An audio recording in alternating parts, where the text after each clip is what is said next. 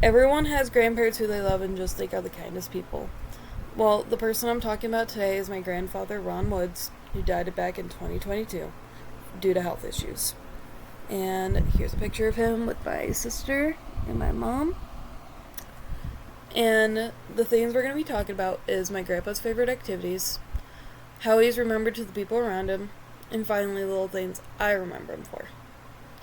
To start, my grandpa's favorite activities were 1.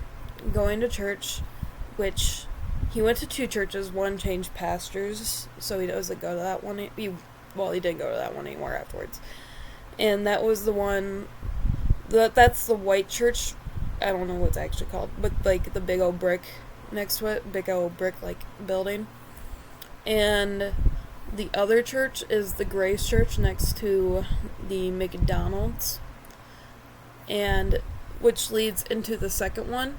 He had his favorite activity was quilting, and he had like a little quilting group full of like old women, and he would read supplies. He'd store the blanket. I don't know where the blanket is anymore, honestly. It probably is in the garage. And they would just talk and have like snacks and all that and quilt. And then the final activity is camping.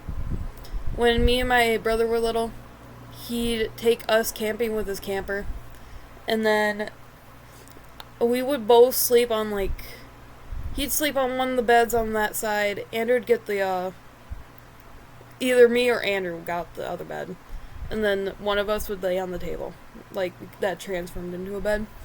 And I remember one time I woke up, I was swollen because a mosquito had bite my earlid, and it went away after like a day or two, but it sucked. And secondly, how people remember him. And the first 2 points I'm going to mix together because they're kind of same thing.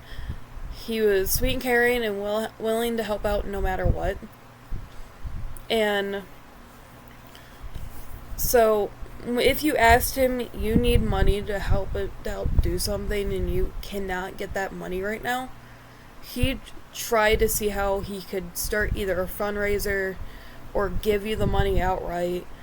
He just try to help anybody who would go up to him.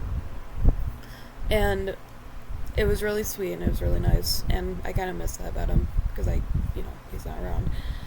And the final point is he reminded them a lot of Ned Flanders from The Simpsons, because he had when he was younger he had the mustache, and he would also act a lot like Ned in the earlier seasons, not the later seasons.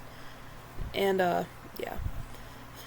The final thing we'll be talking about today is the little things I remember him for, which is, first one is how he got McDonald's breakfast when he could, because I'd wake up, he'd got me like a sandwich and a hash brown, and I'd really appreciate it because I would be hungry. And the second one is laying in his chair with a dog on his lap, watching the news. It could be any dog. It could have been a Chihuahua, a pit bull, anything, honestly. He really didn't mind. And now, the last one's kind of a story, in a way. So, it was the time I got pepper spray in my eyes, because I carried around pepper spray because my mom was worried that I'd get hurt or something. And I was messing with it, got some on my thumb, didn't realize it, rubbed my eye, and it burned. I had to sit on the side of the road and cry for a second until my friends walked me to his house, where he helped me get milk in my eye, and he called my mom where she could come pick me up. And I really appreciated it because I didn't know what to do. Now, my grandpa was a good man for his family and his community. He'll always be remembered for the things that people associated with him and his activities, while I'll remember him my own way. Although your grandparents might not be around, it's best to remember them the best that you can with the memories you made together. Have a good day.